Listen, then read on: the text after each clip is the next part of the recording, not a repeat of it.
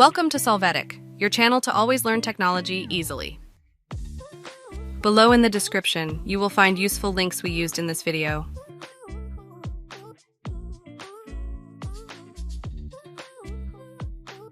Today at Solvetic, we will see how to fix Outlook working offline.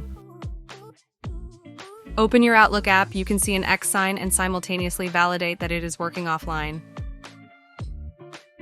To fix this, you must go to the menu, Send, Receive. There, click on the option, Work Offline. After a moment, you will see that Outlook is online.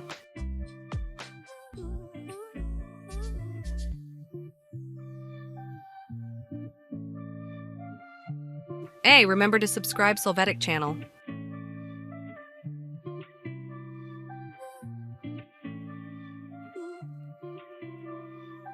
We hope it has been helpful for you. Here are links to watch more videos of your interest and subscribe to the Solvetic channel. Thank you.